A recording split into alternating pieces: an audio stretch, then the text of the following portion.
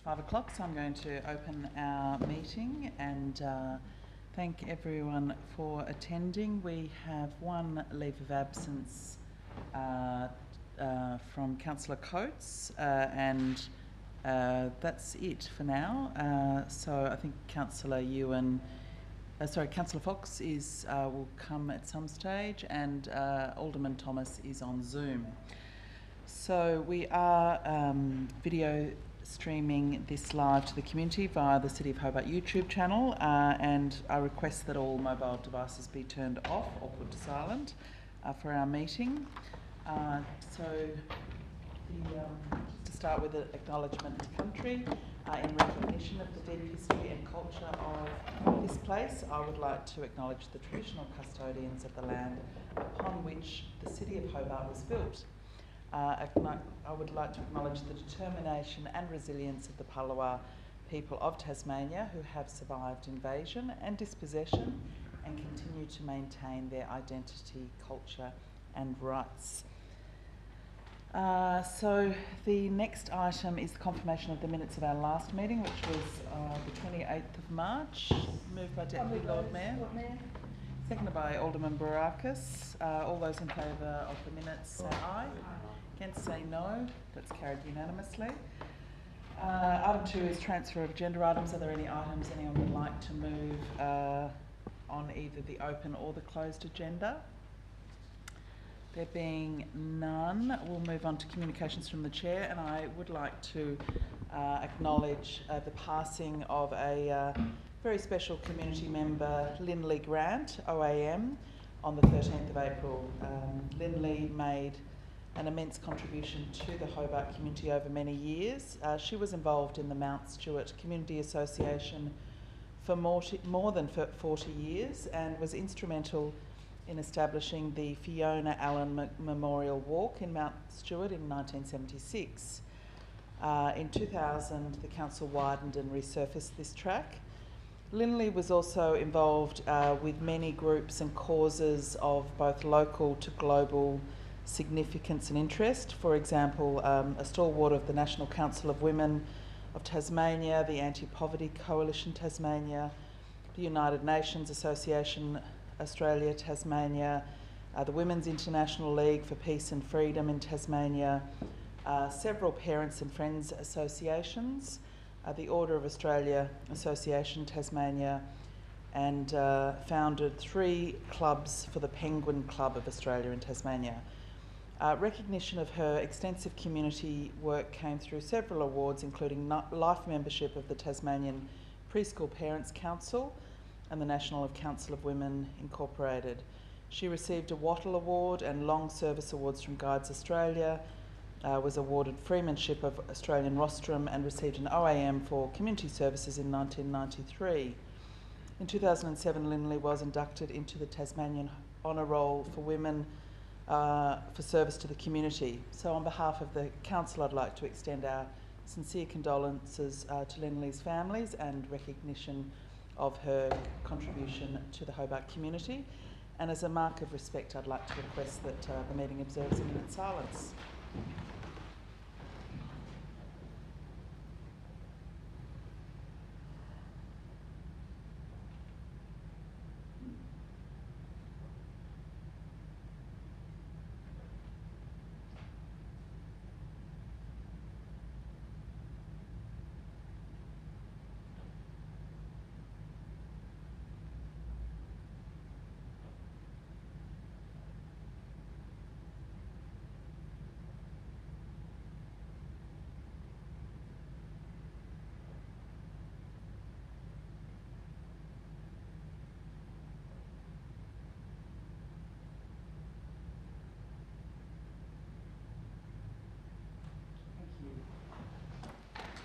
I wonder if I could just say words as well, and also pass on, obviously we'd be passing on condolences to Lindley's family. Lindley and her husband Malcolm were pivotal in so many things relating to not only Mount Stewart and all of those, one of those organisations you talked about, but also their work with Rostrum And I know full well that Club Number 3, the Breakfast Club, was a really instrumental and important club for helping people with public speaking. And I know full well that there were many staff members, not only elected members but staff members who attended rostrum and who would have been in contact with Lindley. Lindley was an amazing person in relation to her consideration of all of those all of those causes that you talk about, but particularly with WILP, the International League for Peace and Freedom, and she had an amazing capacity even at her considerable years and infirmity. She was still really active right until the last. So the condolences are really important to not only for the community to hear, but to send to her family. Lord Mayor, I'd like to say a couple of words too. I won't add, I endorse what's been already said, and I've come across Lindley for a number of years, including when I was a scout at First L&C Scouts many years ago. Her husband Malcolm Grant was tied up with the Scout movement, but she was also tied up with the Girl Guide movement and gave many, many years of service to the Girl Guide movement. I was speaking to Lindley in the last few weeks before she passed on about a plaque for the Women's Tasmania group who had the preliminary Salamanca market before the council took over the market, and I assured her that, and I believe that the council have committed to having a separate plaque to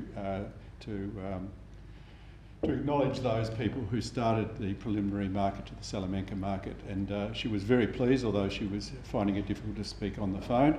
And I had a number of conversations with her, and so she was an incredible lady, will be missed. It is amazing what she has achieved in her life and alongside her husband as well.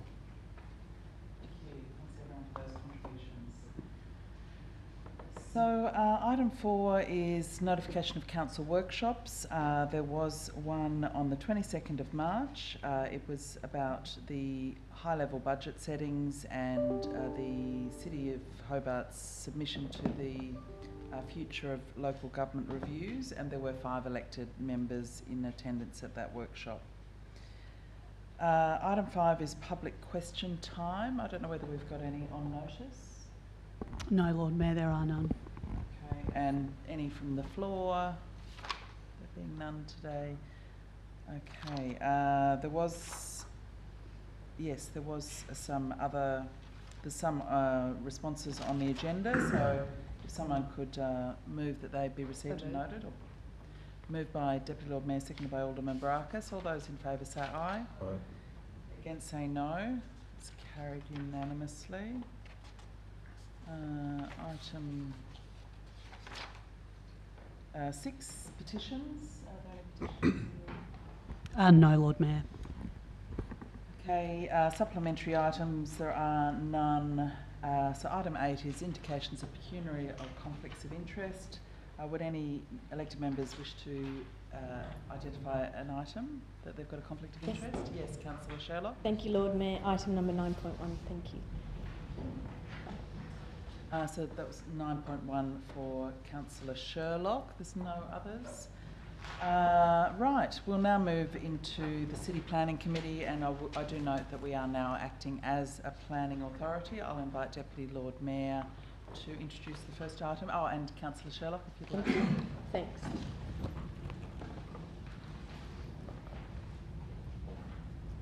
Item 9.1 is 83 Melville Street, 80 Melville Street, Hobart, and adjacent road reserve partial demolition, alterations, extension, change of use to educational and occupational care and associated works in road reserve. I'll move that. Seconded by Alderman Thomas. Lord Mayor, this is a site which is a large portion of a block bordered between the Melville Street and Brisbane Street, and bounded also by Elizabeth and Murray Streets. It takes on the Freedom Furniture site on Brisbane Street and the former forestry building, which has been, I think, vacant for some time now. So it had, the committee has recommended for approval subject to conditions and a couple of extra advice clauses, which I'll describe in a moment. There were 119 representations, 96 in objection to the proposal and 23 in support. The reasons that were mainly for opposing it, so there were a number of reasons raised, but the main recurring concern raised in the representations was, and this is part of 7.4 on page 69 of the committee report, it was in relation to the number of parking spaces provided on site, which includes 5 spaces, including 1 disabled access space, which was raised as a significant issue as it could not cater for the projected numbers of students and staff expected to attend the facility. And I suppose just as part of this discussion as to the report, it kind of goes to the nub of those to allay some of those concerns. The site is located within the central business zone, and under clause E6.6.5 of the Parking and Access Code, the acceptable solution can be met by providing no car parking spaces or on-site parking provided at a maximum rate of 1 space per 200 square metres of gross floor area for commercial uses. The objective of the clause is to ensure that pedestrian activity generated by retailing, entertainment and multi-storey office uses in the central business district is not compromised through the provision of on-site car parking. And whilst the proposal is not for retailing, it's for educational purposes, these uses all occur within close proximity of the subject site, so there is retailing, entertainment and multi-storey office uses in the proposed area. So, and Council's development engineer has assessed this and suggests that the provision of spaces in the proposal was considered to meet this acceptable solution.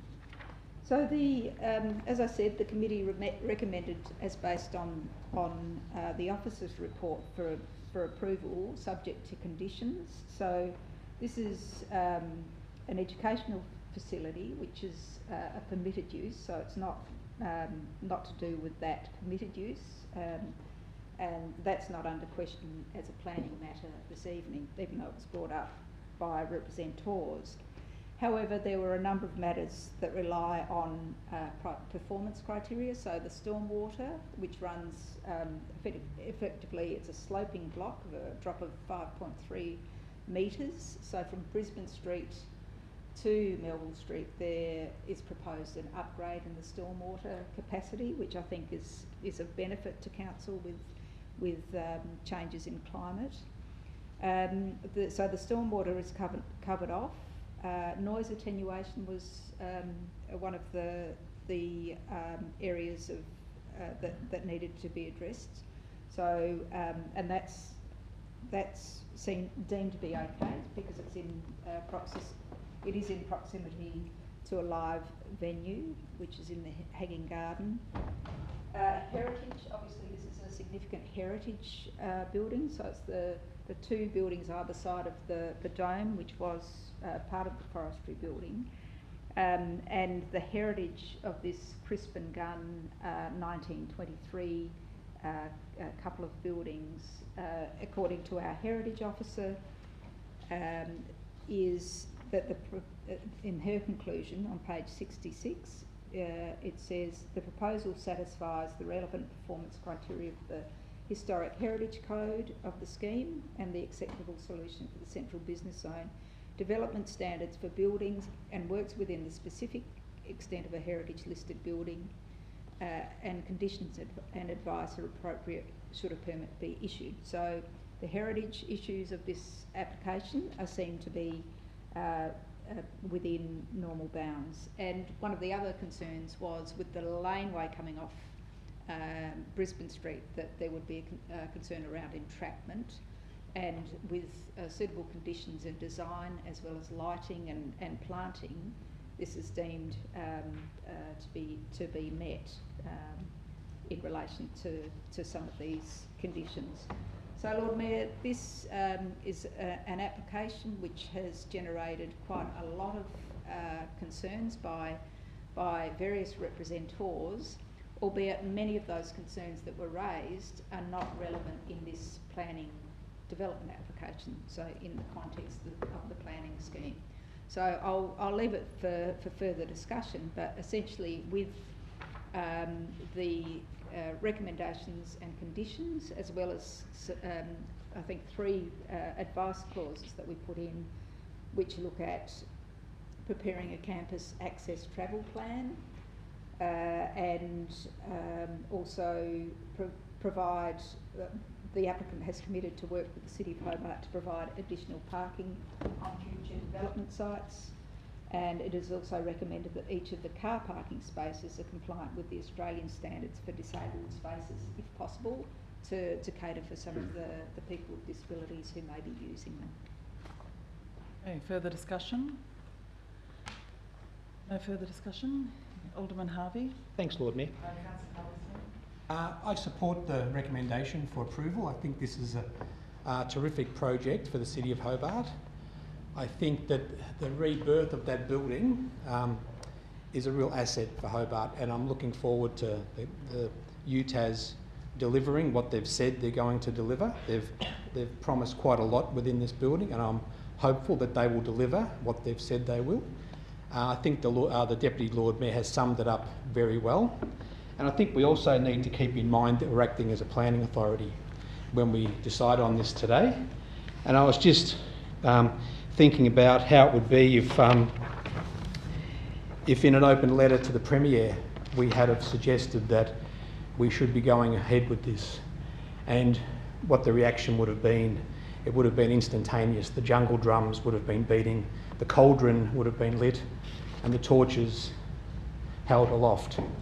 And what we've got today, though, is an open letter, which was in the paper the other day, suggesting that we should put the kibosh, basically, on the university. The University of Tasmania is a precious asset, and its Sandy Bay campus, gifted to it by Tasmanians, is the jewel in its crown. The plan by UTAS to relocate to the Hobart CBD and to redevelop the Sandy Bay campus is likely to harm both the university and our city. Imagine if we put that in the reverse, and that we were saying we support what's happening with the UTAS developments in the city, and we put our names to it. But one of the names I'd like to highlight here is Alderman Jeff Briscoe's name. And I really now am totally confused about what conflict of interest means. So acting as a planning authority, we have to put aside our baggage, we have to put aside our ideology towards the university, either for or against. We have to put that aside, and we have to make a decision based on the planning scheme. And I'm just hoping that everyone in the room is able to make a decision based on the planning scheme, and consider their biases towards or against the university, and make the decision based on what's best for the city, based on the planning scheme. Further discussion? Any further discussion? No? Okay, would you like... Oh, Alderman Briscoe. Yes, look, first I'd like to ask a question. Can the minutes of the governance committee between the university and yourself, from the beginning of the minutes of the governance committee between yourself and the university, from the beginning of 2019 to the present, be made public? In the absence of the economic and social impact of the university's move to the city, these are so vital. Can you confirm or undertake to make them public, and if not, why not? Alderman Briscoe, I think that's slightly irrelevant to this planning authority matter, but I'm happy to take it on notice and get some advice on that, because it's not, doesn't just involve me, that's a committee of the council. It's not an Anna Reynolds committee, it's a committee of the council. It's just a matter of information to help you with your decision. They have been made available to me on a confidential basis, so it is relevant. It is very relevant to the decision we're making tonight. However, thank you for taking it on notice. Now, I refer to a letter from the leader of the Tasmanian Greens and a senator to the university. We are concerned that the claims, and I'm from the university, which is, by making the campus more accessible by bus, ferry, bike and foot, will decrease the number of car trips by students and staff and students. It is true, while it's true, this is quoting from the letter from Kazi, while it's true that the car trips are projected to decrease overall, the UTAS commissioned traffic modelling by GH&D predicts a daily increase in parking demand in the city between 700 and 1,300 parking spaces. The report that I've just referred to, that's reported in this letter from Kazi, it is understood the amount of parking supplied as any part of any UTAS CBD development will be significantly restricted. In this case, development we consider tonight is 5 car parks. Students in particular would be expected to seek free or low-cost parking options, which may result in a decrease in parking demand spilling further into the inner suburbs and residential areas around the CBD. This is Kazi's words now. We urge the UTAS to provide a more accurate and fair response to the issue of parking. We seek clarification about how significantly increased car parking demand will be managed by the UTAS. And Kazi has further concerns. We have about traffic impacts concerning UTAS statements made in reference to traffic impacts. The university claimed that it's found that on almost every road in and around Hobart the traffic will be better. But the report that I referred to earlier, that's the GHDN report, given existing volumes on these roads are already approaching capacity at peak times, the potential implications of this could be significant. It also, Kazi goes on, it claims that the university consistently demonstrates the shift away from cars. But however, it does indicate that whilst there will be some shift away from cars, there will be an increase in cars in the city. Now, good planning, in my view, good planning means we take assessment of all the factors. We haven't got an economic and social impact study, which was part of the memorandum of understanding. We haven't got further information about the impact of parking and traffic of the city. So by conscience, I cannot vote for this development. In conscience, I have the right, also reflected in the objectives of the planning scheme legislation. So whilst my colleague over there might say that I've added a name to a list of prominent Tasmanians, he also, in launching his campaign for the more green elected members on council, indicated he was supporting the move into the city, and so was the deputy. So I think let's look at ourselves before we claim that other people have a conflict of interest. I think this particular development will impact on our city adversely, and there's evidence, some evidence suggests that it will be a significant impact. And we heard in the committee, the planning committee, evidence from 2 individuals, very respected individuals, about the impact on the city. Thank you. Alderman Briscoe. Councillor Dutta. Lord Mayor, thank you. I have a few questions just to clarify a few things in my own mind. Firstly, the question is to do with the traffic impact assessment. Do we have a report done by the university? So is this the GHD report that Alderman Briscoe is referring to? So that's the only report? I'm not sure. Who'd like to take that? Mr. Noy? Lord Mayor, traffic is not a discretionary element to this application, and so it's not relevant for this assessment. The other question that I have is to do with the parking and access code that was mentioned. Now, I understand table E61 states that there is a requirement for 450 car spaces.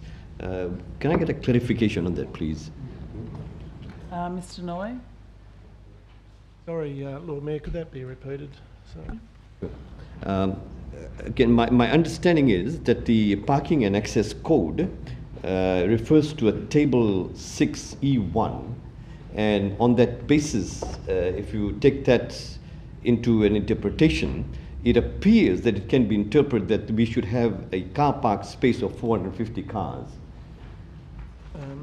Yes, Lord Mayor, so far as car parking provision is required, you also need to refer to E6.6.5, which is the acceptable solutions, in particular, that no on-site parking provision is required in the central business zone, which is where this proposal is located.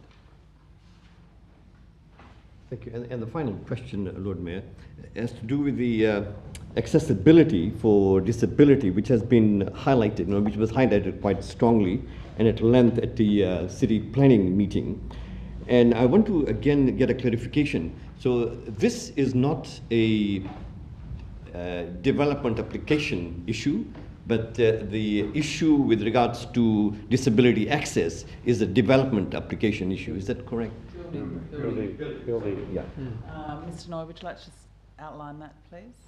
Yes, look, that is correct. Access is not an element that is considered necessarily under the planning scheme, so far as the disability access is concerned. Those matters are rightly considered under the building code and will be addressed as part of any building application. Thank you.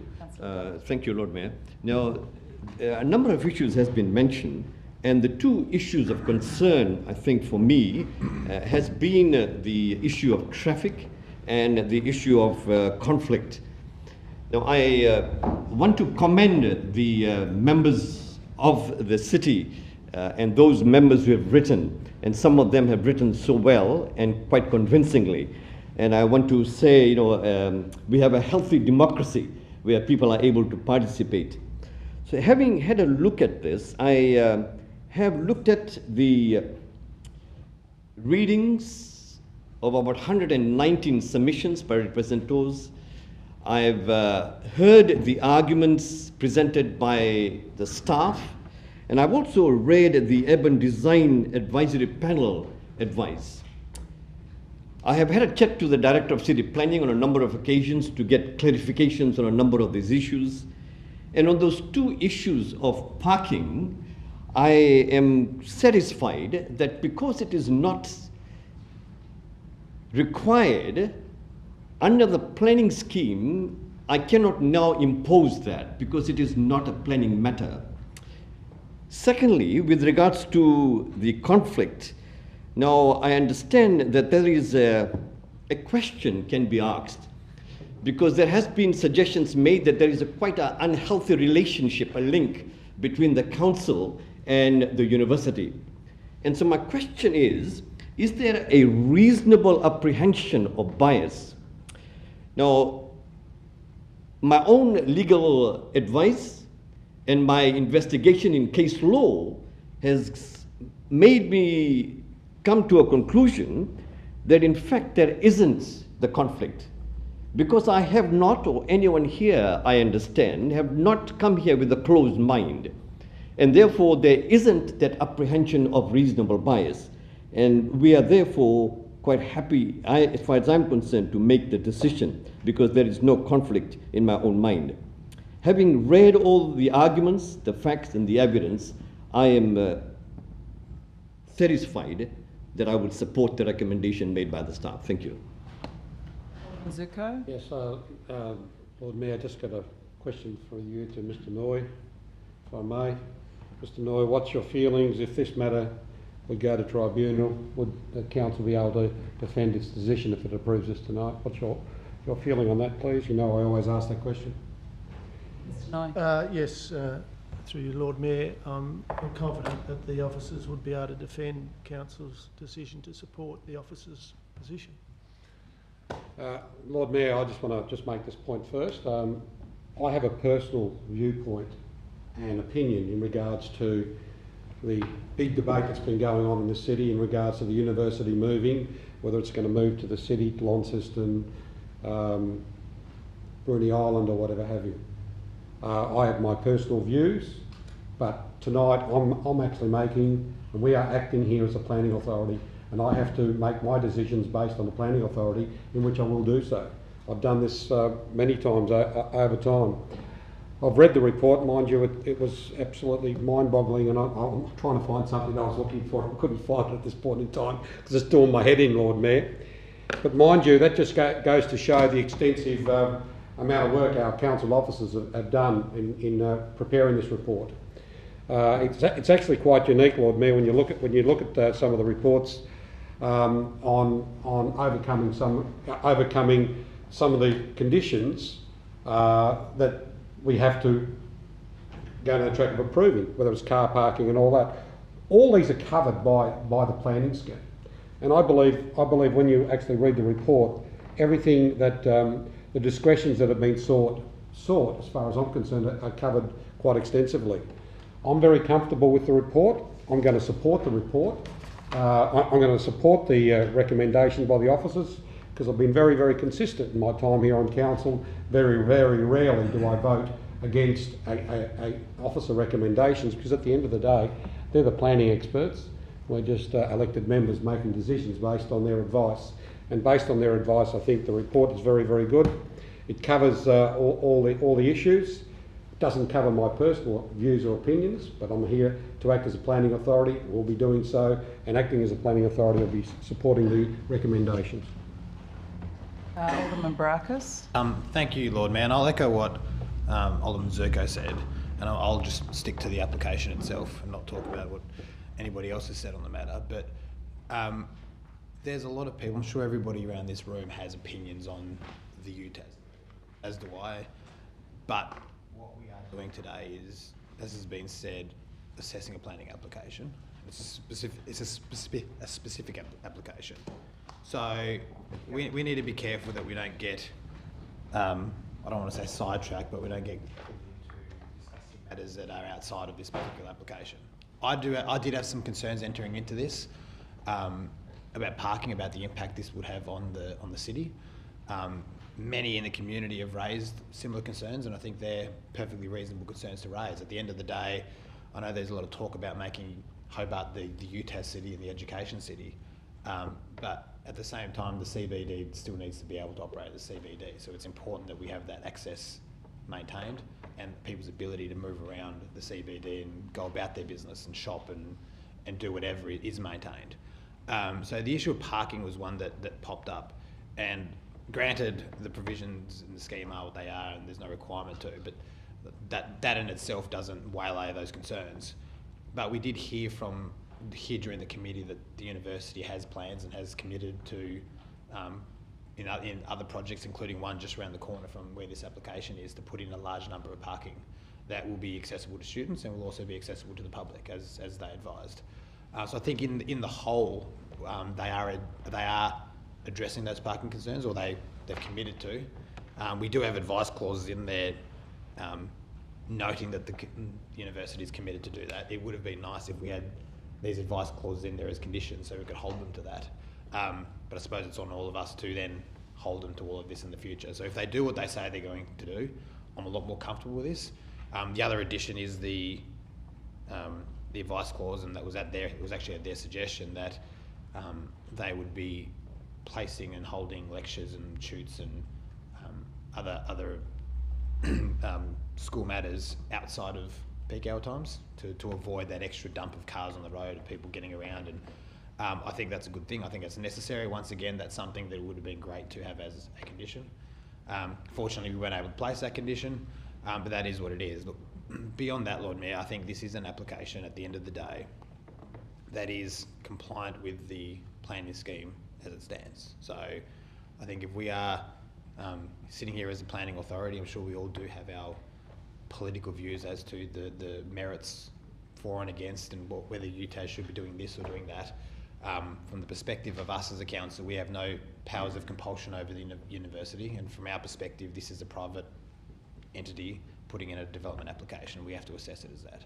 I know that there's a public meeting to be held in the not too distant future. I'll be attending that and listening to concerns, but that doesn't change the fact that today we have a planning application. We have to assess it as such. I'm sure there will be ongoing conversations about other UTAS projects and other UTAS plans, and the big one being that the one in Sandy Bay, and we will have those conversations, but today we're looking at a planning application. That's what we'll be doing, and I'll be supporting what's in front of us today.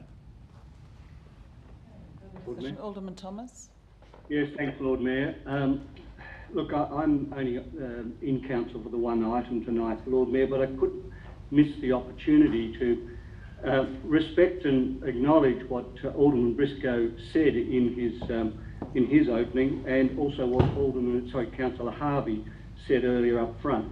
I think it's listening from a distance. I can say this: if I was a developer looking to improve our city, improve our way of living, and improve our amenity, I would run away from Hobart, because all I've heard, I appreciate the planning matter, I appreciate we have concerns, but we have a university council which is, it's also a council of people who come to decision making in a really considered way, and they've made a decision years ago to make some changes to the way they operate. And right now there is the most excellent site that's been chosen, and I think in another time, when this has all settled down over the next few years, and I'm sure it will, and I'm sure it's really important that everyone has their say, and I too will be at the public meeting. But I think we've got to be extremely careful here that we have an exciting development happening in that building. Anyone who went to see that building can see the expanse, considering what the amenity was in the old law school, or the law school at Sandy Bay. This will be a wonderful site for students to work with their lecturers and with other people, including other schools in the one area. And Hobart will come alive. It will come alive in a way we've never imagined. And I know that's not an issue for a planning consideration, but I think we've got to be very careful here that we're not going to be so negative and we're saying we're going to do this and we're going to do that. This is a development we will ultimately be very proud of, and I have absolutely no question from my isolation from supporting it. Thank you. Any further discussion? No? Would you like to sum up? Thank you.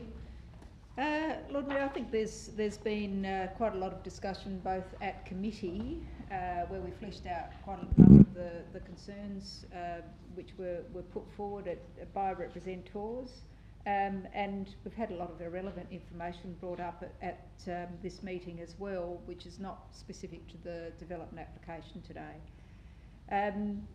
The issue around disability access, I've got an email at 3 minutes past 4 or something, somebody saying that the issue around disability access was not addressed properly, and we've heard from the answer from Mr. Noy that is part of the building code and is considered duly at that point of any sort of application, should it be passed tonight and survive appeal. I think everybody has a right to a converse position based on planning reasons, but we have no foreshadowed motion against this recommendation tonight. So it is clear that it has the majority of support around this table, and given that this currently is an underutilised site, and it currently has a lot of the features that were in there previously taken out, and the chance to have that brought back to life, and that connection to Brisbane Street from Melville Street as well, it can be seen as a very positive thing for the city. Okay, I'll put the recommendation. All those in favour say aye. Aye. Against say no. No. Show of hands, all those in favour. Alderman Sexton, Councillor Harvey, Councillor Dutta, Councillor Fox, Alderman Barakis, Alderman Thomas, Deputy Lord Mayor and Lord Mayor. Against? Alderman Briscoe. Lord Mayor. Okay. Moving on now to item 9.2.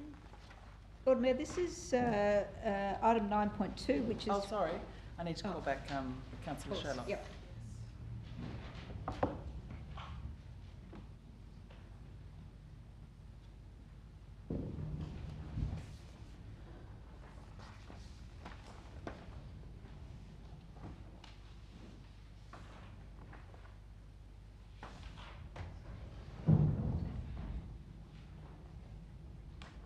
Item 9.2 is 23 Murrayville Esplanade, Sandy Bay, replacement of existing pontoon and jetty and installation of a new floating pontoon and jetty. Second, Move that. Second by Alderman Briscoe. Lord Mayor, this was recommended for approval from the planning officers and comes to this meeting suggesting that we should approve this.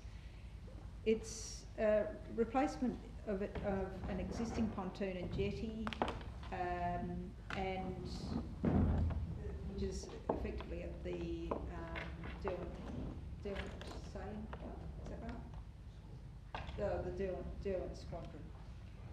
The application was advertised and received one representation, which was in support of the proposal, and it's been assessed against the relevant provisions of the planning scheme.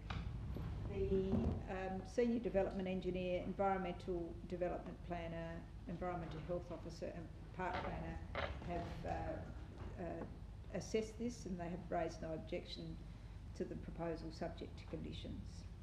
And we've also had General Manager consent granted in relation to this, since it is on the council property. Any discussion? Being no discussion, I'll put that. All those in favour say aye. Against say no. Carried unanimously. Item 10 is monthly building statistics. Yes. Deputy Lord Mayor. Yeah, I'll move this, Lord Mayor, and just make point that during the last period, the last month, there were 44 permits issued to the value of $20 million. Which compared to the same period last year, 68 permits issued to the value of $26 million. So it's dropped off a little bit, but still going strong, considering that there were 3 major projects in that period last year. So moved. Second by Alderman Barakis. Any discussion? I'll put that. All those in favour say aye. Against say no. Carried unanimously. Alderman Zuko. Oh, no, sorry, there's one more, Alderman Zuko. Item 11. And I move the monthly planning statistics. And again, similar sort of story. There were 58 permits issued between March the 1st and 31st this year to the value of $30 million. And there were... Last time there were, this time last year, 82 permits issued to the value of $80 million, but there were 2 major projects which had the value of $65.5 million as a comparison. So again, it's still quite healthy building statistics. So moved. That was moved, second by Councillor Sherlock. All those in favour say aye. Against say no. Carried unanimously. Item 12 is Alderman Zuko. Yeah, Lord Mayor, this is rate remission pensioner discounts. The city review the support provided to pensioners who own property in the municipal area, and as part of the rates remuneration policy, I'll move that. Yeah, Lord Mayor, actually... second by Councillor Sherlock. Hobart Council is one of few across the state that provide this. Most others only just provide the rebate by the state government, which is I think $10. This is very minimal. Lord Mayor, this is reviewing the policy, and hopefully when it comes back, it will assist our pensioners. And just for information, Lord Mayor, the average residential ratepayer eligible for this discount receives $326 off rates, excluding the fire service levy, $66 off the fire service rate, and plus another $10 for council. So move that, and hopefully the report will come back. Good stuff. Further discussion? No further discussion. I'll put that. All those in favour say aye. Against say no. It's carried unanimously. Item 13 is Alderman Briscoe. Thank you, Lord Mayor. I move the item that's on the books. Seconded by Alderman Barakis. The purpose of the motion is to seek an in-principle council endorsement for a new lease, 10-year lease, over the property known as 10 Selfs Road, Newtown, to the Tasmanian Bridge Club Association. And as many of us know, the bridge is a popular card game played by people of any age, and it is also recognised as a sport by the International Olympic Committee. The Tasmanian Bridge Association currently has over 400 members and provides a diverse recreation offering to the community. It currently leases the section of 10 Selfs Point Road, adjacent to the Newtown Rowing Centre and Rugby Park. Initial 10-year lease term has concluded, and the Tasmanian Bridge Association has requested a further 10-year lease. Now, the association has met all the obligations of their previous lease, and officers' inspection have determined the premises and surrounds to be in excellent condition, and all maintenance requirements have been fulfilled. The report is recommending in principle support of the lease, subject to the statutory consultation required under the Local Government Act. And should any objection to the lease be received during the consultation period, a further report be provided to Council to consider the objections. Just as a further bit of information, the Bridge Club intend to extend their premises, or have developed plans to extend their premises. Presumably a DA or a building permit will come to us at some stage. The extension will provide a teaching area as well as kitchen and dining areas for club members' use. I think that's probably enough information, Lord Mayor.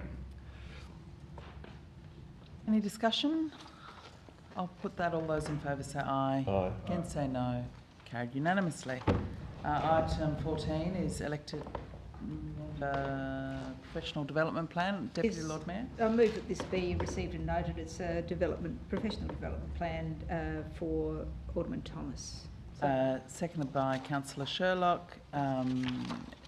All those in favour say aye. Aye. Against say no. Carried unanimously. Item 15 is a special report from the Chief Executive Officer. Move that as well, that it be received and noted, Lord Mayor. By Councillor Sherlock. All those in favour say aye. Aye. Against say no. Carried unanimously. And that brings to the close the open portion of our meeting. So I'll move by Deputy Lord Mayor, seconded by Alderman Zuko. All those in favour say aye. Against say no. Carried unanimously.